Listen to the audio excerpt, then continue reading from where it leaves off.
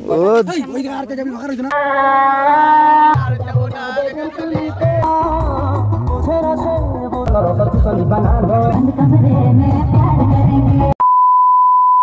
Hello বন্ধুরা, তো আজকে আমরা কি করতে ও আচ্ছা পিকনিক।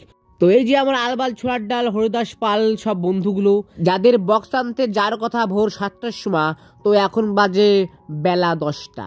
তো আমরা এখন যাচ্ছি সবাই বক্স আনতে। তো সেই বাড়ি চলে এসেছি বক্স আনতে। তো সবকটার মুখ দিয়ে মনে আসছে যেন সকালের হাগা ক্লিয়ার হয় নাই। তো আলু ভাই, যে সুমন ভাই, মুম্বা ভাই, তাজ ভাই, সবাই তো মনে হচ্ছে ক্লান্ত। তো আজকে আমরা পিকনিক করব। তো সারা বাজার ঘুরে নিয়ে বক্স নিয়ে যাচ্ছি, সবাই জানাতে হবে যে আজকে আমরা পিকনিক করতেছি। হ্যাঁ সবাই জানাচ্ছি, ঠিক আছে। তো আমি আর আমার সুমন ভাই পুষ্পা দিদি অ্যাটম ওটম নিতে নিতে পিছনে যাচ্ছি, আর ওরা ব্যান্ড ঠেলতেছে। আর এদিকে সুমন গুরুগার আগে দাঁত ভ্যাকসাইয়া তাদের বাজার করা শিখাচ্ছে। তো আমরা তো সেখান থেকে বাজার করিয়া চলে যাই পিকনিক স্পটে। তো এইটা হলো আমাকে পিকনিক স্পট। তো আজ রাতে সমস্ত মাঠের শিয়ালদা আর আমার বন্ধু কুকুর মানে বন্ধুরা সবাই আজকে এখানে রাত ভরে শিয়াল আর আমরা বগি বগি ড্যান্স করব। আর এদিকে সুস্মিতা তার ভাবভঙ্গি অ্যাটিমোটিম দেখাচ্ছে রং বেরঙের ছাতা নিয়া। তারপর এদিকে দেখি মুম্পা সুইমিং পুল খুঁড়তেছে, না মানে উনুন খুঁজতেছে। তাও তো আমাদের সকালে ব্রেকফাস্ট দেরি হয়ে যাবে, একটু ঘরেই লুচি আলুদম করে নেওয়া হচ্ছে। তারপর এইদিকে দেখি সব রান্না বান্না জোগাড় করে ফেলতেছে কিন্তু। আর এইদিকে আমি চেয়ারে বৈশা হিরের মতো চুলি পুষ্পা দিচ্ছি, আর দাস ভাই কি যেন গালগল্প দিচ্ছে। আর এইদিকে পূজা করছে 2 টাকা দাও। আর এদিকে মুম্বা ভাই যে লজ্জা পাচ্ছে, আর আলু তো ফেসবুকে ছাড়ার জন্য পুষ্পা দিচ্ছে হিরের মতো, বাবা লজ্জা পাচ্ছে আবার। আর এদিকে সজীব ভাই, বিয়ন ভাই যে কাজ করতেছে, স্লেবে কাজের আছে, দুপুরে খাওয়ার পরিবেশন করতেছে। তো এখন সব খাওয়া দাওয়া হবে। তারপরে সব রাক্ষসগুলো মানে বন্ধুগুলো সব বসে পড়ে খাতি। তারপর ফুটন্ত তেলে ভাজা লুচি আর আলুর দম নিয়ে চলে আসে খাওয়ার জন্য।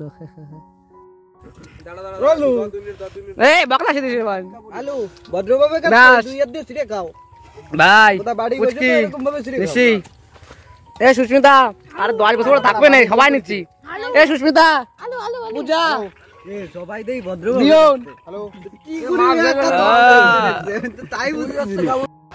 ये देखिए, आज कई दिनों बाद मुझे पहली बार सही खाना मिलने वाला है, मगर मुझे डर है कि कहीं मेरा खाना छीनने बिन बुलाए मेहमान यहाँ ना आ जाएं।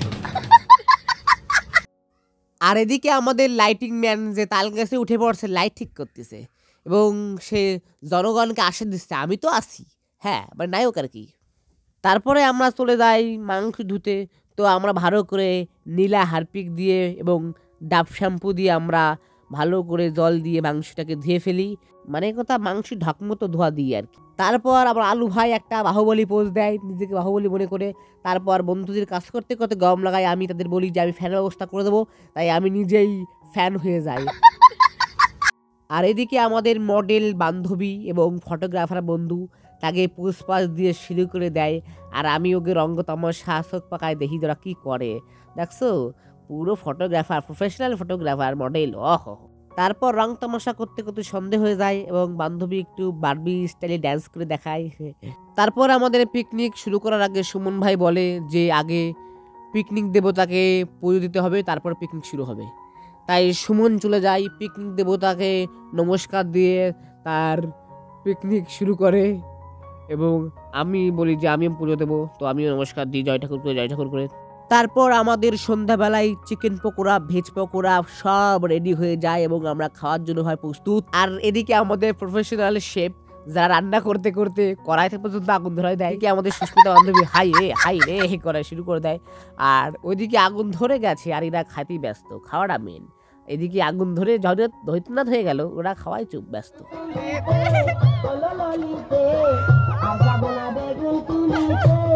এবং এদিকে আমাদের আলু ভাই যে গানের তালে তালে বলে আর বেগুন তুলিতে যাবে না। তাও এদিকে আমাদের চিকেন পকোড়া রেডি এবং আমরা সন্ধ্যার থেকেই ঢকমতো খাওয়া দিচ্ছি। দাস ভাই একদিন রান্না করে আর একদিন খাই। যাই হোক, একে ট্যালেন্ট দেখে বুঝি এবার স্কুলে মোড়ে একটা চপের দোকান খোলা যায়। যাই হোক, এবার বসে একটা চপের দোকান দিবানি স্কুলের মোড়ে। তারপর এদিকে পূজা 500 কোটি ছবি তোলে। তারপর আর এক বান্ধবী আরো 150 কোটি ছবি তোলে। দাঁড়াও তোমাকে ছবিগুলো দেখাই।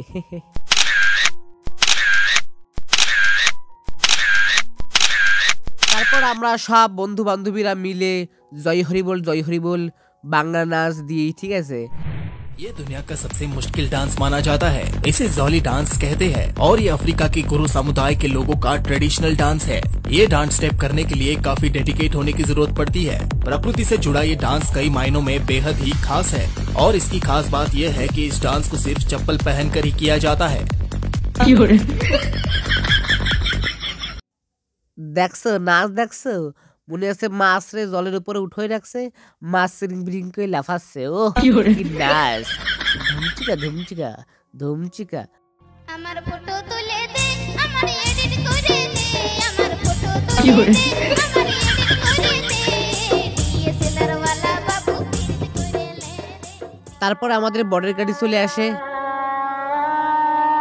এবং পাত্রীপক্ষ আমাদের খুবই আতিথেয়তার সঙ্গে আমাদের নিয়ে যায়।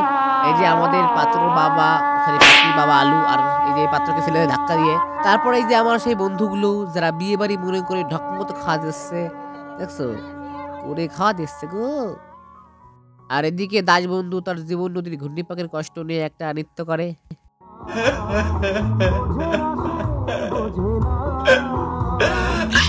তারপর আমাদের নাচা গানা হরিকীর্তন হয়ে যাওয়ার পরে আমরা বন্ধু বান্ধবীরা মিলে ঢকমতো বাড়ি দিই, ফ্রাইড রাইস আর চিলি চিকেন ঢকমতো খাওয়া দিচ্ছে আর কি। দেখছো এই যে সব খাওয়া দিচ্ছে। আর এই যে আমি খাওয়া ছাড়িয়ে উঠে গেছি ব্লগ করার জন্য, দেখছো কত রকম ভাবভঙ্গি করতে পারি। তো এই যে সব বান্ধবীরা এই যে ঢকমতো খাওয়া দিচ্ছে। আর ওই যে আমার পিছনে দুই বন্ধু সুখ দুঃখ কষ্ট মনের কথা দুজনে কষ্টে আলোচনা করতেছে, দেখছো। তারপর আমরা পরিশেষে চেয়ার টেবিল ছাতা ছুটি গুছাই। পিকনিক করাই মজা, কিন্তু লাস্টে যে আবার কষ্ট করতে হয় সাজা সাথে। তারপরে আমরা আলোচনা করি এই রাত্রিবেলায় আমরা মজা করে বক্স দিয়ে আসবো। তো আমরা রাত 12টা-1টার সময় আবার মজা করতে করতে বক্স দিতে যাই। তো তোমরাও এরকম ফ্রেন্ড সার্কেল মিলে পিকনিক করছো নাকি কমেন্ট করে জানিও।